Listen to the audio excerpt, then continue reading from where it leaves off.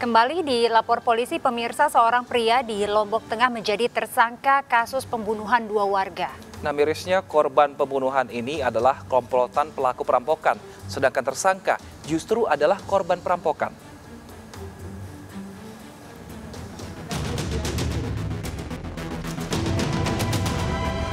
Akibat membunuh dua orang warga, seorang pria bernama Murtede asal Kecamatan Praia Timur, Lombok Tengah ditetapkan sebagai tersangka kasus pembunuhan. Namun sayangnya, sisi lain cerita adalah Murtede sebenarnya merupakan korban perampokan yang sedang membela diri.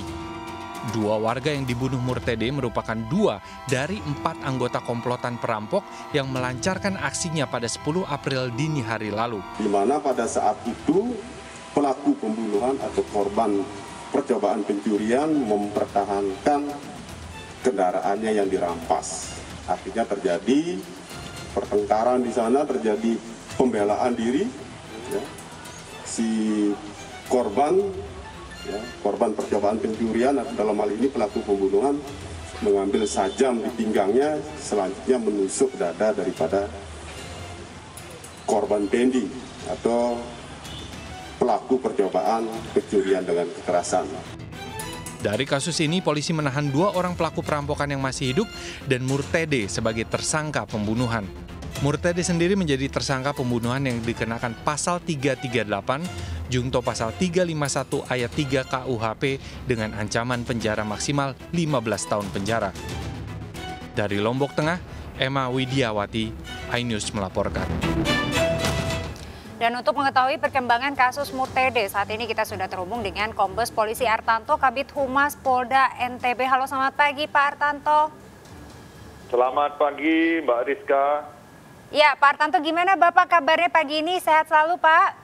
Alhamdulillah sehat selalu. Alhamdulillah Pak Artanto, ini bagaimana Pak update atau kondisi terkini dari Murtede yang memang sudah ditetapkan sebagai tersangka Pak?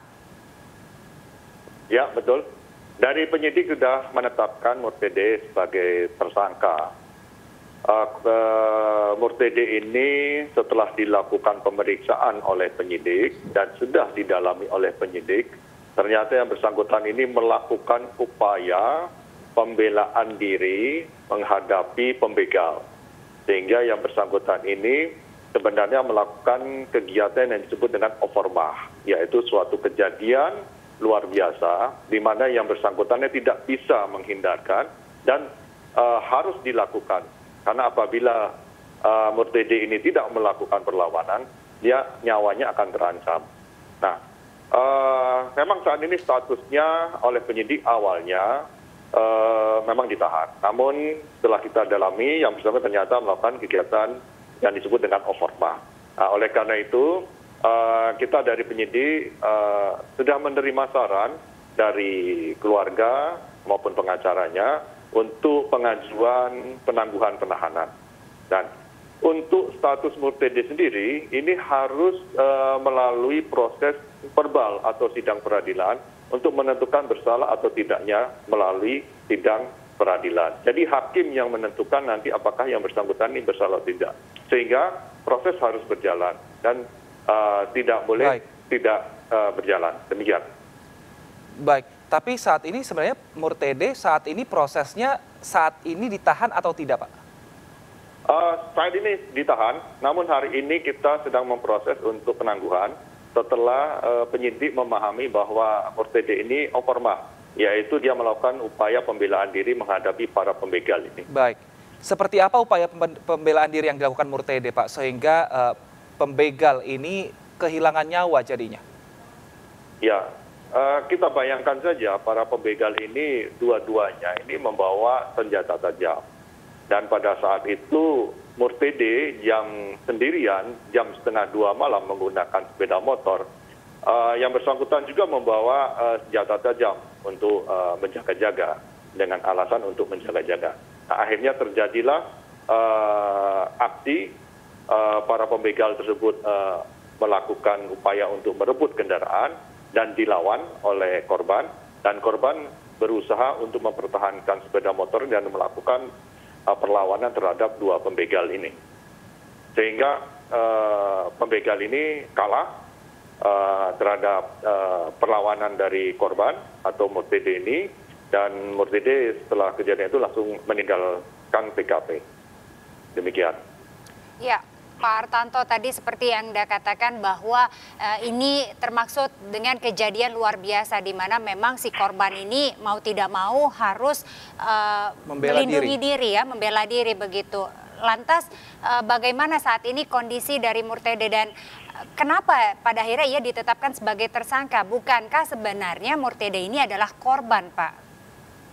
Ya, kasus ini ada dua. Perlu dipahami bahwa kasus ini ada dua, yaitu pertama, kasus pembegalan itu sendiri, di mana pembegalan itu dilakukan oleh 4 orang.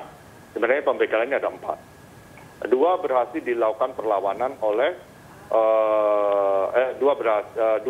berhasil dilakukan perlawanan oleh korban yang berakibat meninggal dunia.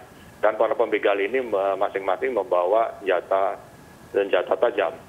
Dan satu lagi terpisah, yaitu Murtede sendiri, dia dikenakan pasal 351 ayat 3 dan dijuntukan 49 di overmahnya.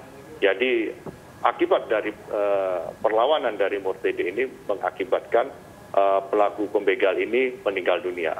Dan perlu diketahui sebenarnya Murtede ini membawa senjata tajam juga yang seharusnya ini tidak diperkenankan atau dilarang sesuai dengan Undang-Undang Darurat Nomor 12 Tahun 51. Dan awalnya penyidik melakukan upaya proses pemberkasan dengan penahanan, dan setelah dilakukan pendalaman oleh penyidik untuk Murtede ini diketahui yang bersangkutan memenuhi unsur untuk overmah, yaitu karena dia melakukan upaya pembelaan diri. Demikian. Baik, tadi kan pelaku pembegal ini ada 4 orang, 2 kemudian meninggal dunia. Nah, untuk 2 pelaku perampokan lainnya, Pak, saat ini seperti apa statusnya? Iya. Untuk 2 lagi setelah mengetahui bahwa temannya yang lain berhasil dilakukan perlawanan oleh Murtede ini, yang bersangkutan pun melarikan diri karena Murtede ini mengejar juga pembegal itu. Jadi karena tahu temannya sudah roboh, pembegal ini malah lari karena dikejar oleh Murtede. Demikian. Baik. Terima kasih Pak Artanto atas informasinya. Kita nantikan bersama seperti apa akhirnya nanti status. Sampaikan, Pak. Silakan, Pak. Ya, oke. Jadi untuk menentukan status dari Murtede ini yang kita sampaikan korban pembegalan ini adalah hakim. Jadi kita harus memproses verbal terhadap Murtede ini dengan hakim yang menentukan nanti pada saat proses peradilan ini yang menjadi kuat bahwa apa status sebenarnya Murtede ini. Bukan polisi yang menentukan statusnya bersalah atau tidaknya. Demikian. Ya, baik Pak Artanto, terima kasih atas penjelasannya. Terima kasih juga sudah bergabung bersama kami di Lapor Polisi. Selamat beraktivitas kembali dan selamat menjalankan ibadah puasa Pak Artanto. Ya, terima kasih, selamat siang. Baik, pemirsa dan juga Rizka, ternyata untuk kasus korban begal yang menjadi tersangka ini bukan pertama kali terjadi. Pada tahun 2021 lalu, seorang pemuda 21 tahun asal Medan menjadi tersangka karena menikam begal yang hendak merampas barang-barang miliknya. Nah, kasus serupa ini juga terjadi di Malang.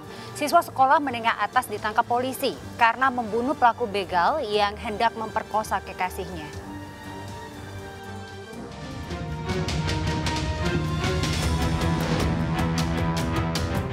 Kasus korban begal malah ditetapkan sebagai tersangka bukanlah yang pertama kali terjadi. Pada Desember tahun lalu, seorang pemuda bernama Dedi di Medan, Sumatera Utara menjadi tersangka karena menikam begal yang hendak merampas barang miliknya. Peristiwa itu terjadi saat pria 21 tahun itu dalam perjalanan pulang ke rumahnya.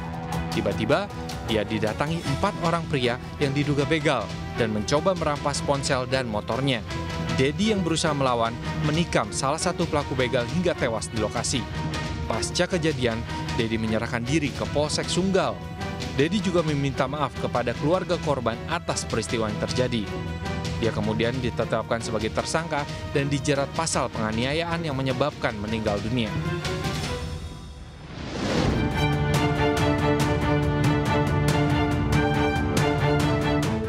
Sebelumnya di tahun 2019 lalu, siswa sekolah menengah atas berinisial ZA ditangkap Polres Malang karena membunuh pelaku begal yang hendak memperkosa kekasihnya. Saat itu, ZA dan kekasihnya yang jalan di Desa Gondang Legi Kulon didatangi 4 pelaku begal. Salah satunya berduel dengan ZA hingga tewas karena ditusuk ZA. Sementara itu, 2 pelaku begal ditangkap polisi, sedangkan 1 buron. Meski membela diri, ZA tetap ditangkap karena dikenakan pasal penganiayaan. Di Pengadilan Negeri Kepanjen, ZA divonis menjalani pembinaan selama 1 tahun.